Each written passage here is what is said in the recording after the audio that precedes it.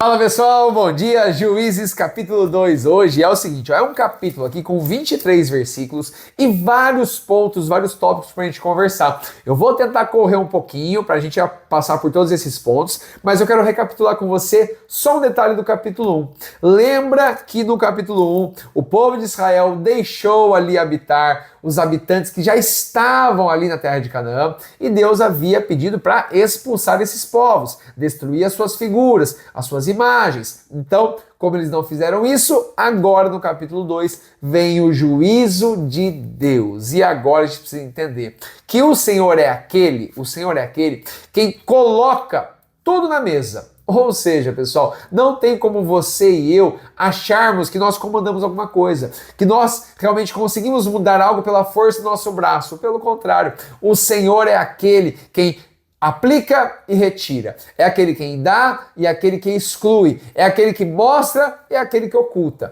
O Senhor tem o controle de tudo e de todos, sobre a sua vida, sobre a minha vida. Então está na hora de a gente entender isso. Por que Deus aplicou esse juízo para esse povo nessa época aqui e o que isso se refere a mim e a você hoje. Caneta na mão, Bíblia aberta, bora estudar a palavra de Deus. Vamos lá. O capítulo 2, então, pessoal, ele tem 23 versículos e é o seguinte, versículos 1 a 3 mostra que subiu o anjo do Senhor para falar com o povo. Esse subiu aqui é interessante porque também utiliza-se a expressão o anjo do Senhor. A gente sabe que lá atrás, para Abraão, por exemplo, também apareceu o anjo do Senhor. E aqui nós entendemos como uma cristofania, ou seja, uma aparição do Senhor de uma maneira física e espiritual ao mesmo tempo. Então, não era somente uma voz dos céus, mas era algo realmente visível para o povo ali. Isso é muito interessante, porque ele orienta, ele fala para o povo, ele explica o que ele fez, já estava tudo certo, mas ele fala uma frase aqui que mexe com a gente. O anjo fala assim: mas vocês não obedeceram a minha voz. Por que vocês fizeram isso? Olha só, pessoal. Lá atrás, Deus já havia resgatado, libertado o povo, tinha abençoado o povo, guiado, fez tudo bonitinho, tudo certinho. Mas o povo agora, eles não ouviram a voz de Deus. Eles simplesmente olharam as circunstâncias e criaram novas ações. Ou seja, fizeram acordos ali com os povos, os colocaram como tributários, como a gente viu. Então, essas pessoas mudaram o plano de Deus. E quantas vezes você e eu, também por olhar uma situação, olhar algo, a gente também muda. Recebemos uma palavra direta do Senhor no nosso coração. Recebemos uma promessa, recebemos um esclarecimento do nosso propósito. Faça isso, vai ali, faça aquilo. E aí a gente vai lá e faz o contrário, ou faz o oposto, ou muda uma coisa ou outra. Isso é um alerta para nós, pessoal, que no nome de Jesus hoje seja uma quebra de barreira quanto a isso. Que nós possamos ouvir a voz de Deus e aplicar aquilo que Ele tem para nós, de maneira fiel e verdadeira. Porque Ele não muda. Olha a palavra dele ali, ó. Nunca invalidarei o meu concerto com vocês, mas vocês invalidaram, vocês foram infiéis. Olha só, pessoal, isso é muito tenso, tá bom? Que você e eu possamos abrir os nossos olhos hoje e a partir de agora, falar assim: Senhor, no nome de Jesus, que a gente possa avançar, que eu possa estar com o Senhor, que eu possa ouvir a Tua voz e aplicar. Fortaleça o meu coração, porque pela minha própria força eu não consigo. Essa é a nossa oração no nome de Jesus. Vamos lá, vamos continuar aqui.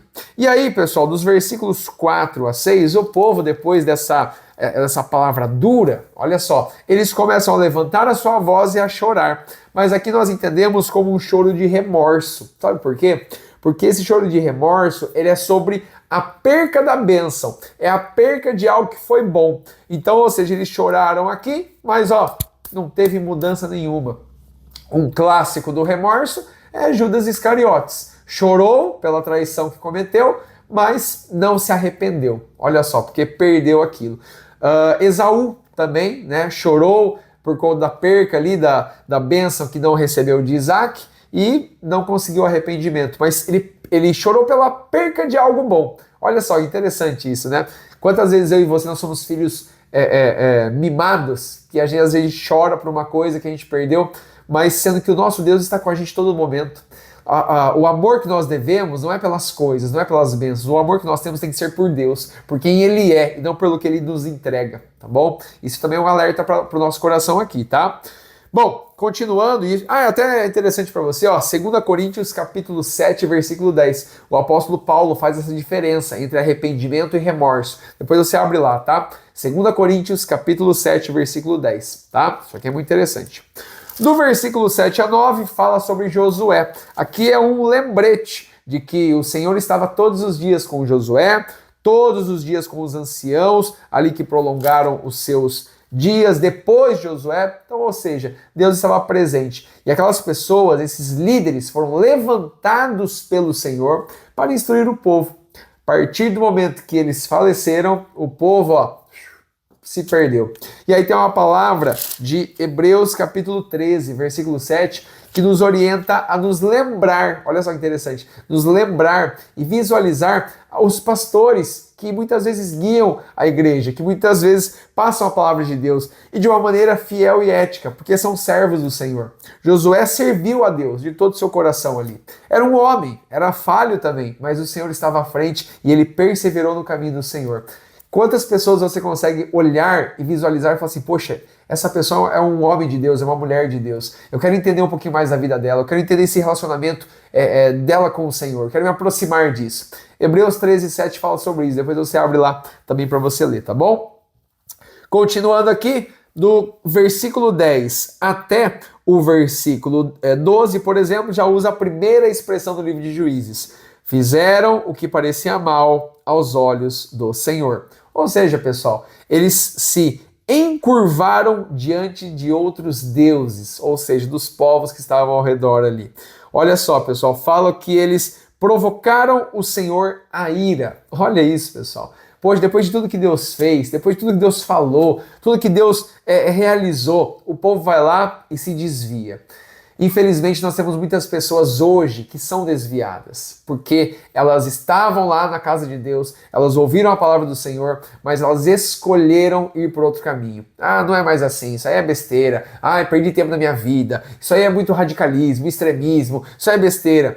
Essas pessoas escolheram abandonar não a outras pessoas, não a igreja em si, elas escolheram abandonar o próprio Deus. E a missão de todo cristão é o quê? É espelhar a Cristo para que essas pessoas um dia possam olhar e se arrepender. Assim, olha, eu estava errado mesmo, eu tenho que voltar. Porque a gente vê às vezes um discurso aqui nas mídias sociais de pessoas assim, eu sou desviado, com um sorriso no rosto, como se fosse algo de moda, como se fosse algo natural, e não é. Quando uma pessoa admite que ela está desviada e ela dá um sorriso, poxa vida, pessoal, é alguém que realmente assim está desprezando voltar a sua vida para o Senhor e está preferindo viver nesse mundo. Que no nome de Jesus, se você é uma dessas pessoas que confessa agora aqui que você está desviado, que você possa dobrar os seus joelhos e clamar ao Senhor, Criador dos céus e da terra, porque Ele te formou, Ele te criou, Ele te ama, Ele se sacrificou numa cruz do Calvário, tomou chicotadas, cuspidas, maltratos que eu e você não aguentaríamos, mas Ele aguentou. E Ele é Deus, Ele não merecia nada disso, mas por amor Ele fez isso por você e por mim.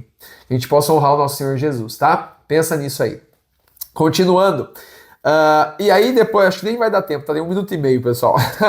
Mas eu quero que você foque também em uma solução, tá? Em uma solução. Nesse final aqui eu quero focar numa solução. Oséias capítulo 4, versículo 6, fala que o povo pereceu porque eles desprezaram, faltou o quê? O conhecimento. Olha só, não é simplesmente você decorar algo, não é simplesmente você estudar, não é algo assim, como se fosse uma matéria, como se fosse algo didático. Não, faltou o conhecimento. É aquele sentimento de você entender quem é o Senhor, quem é o seu Deus. E muitas vezes eu e você já sabemos disso, sabemos que Deus é o Criador dos céus e da terra, que Ele é o nosso Pai, que Ele nos ama, que Ele faz isso, mas nós não aplicamos de maneira fiel, verdadeira, e a gente prefere escolher outro caminho. E aí Deus fala, meu povo perece, porque lhe falta o conhecimento. O conhecimento para quê? Para me seguir, para me buscar, para me adorar, para me exaltar, para me amar por quem eu sou e não pelo que eu faço. Então que a gente possa fazer uma reflexão de como está o nosso relacionamento com Deus. Estamos mais interessados naquilo que Ele nos dá ou por quem ele é. Não sejamos igual esse povo aqui que se desviou por aquilo que eles olhavam, mas sejamos fiéis e verdadeiros pela palavra de Deus que ele nos ensina, por quem ele é, porque ele nos ama. Nos vemos no capítulo 3. Um grande abraço, Deus abençoe.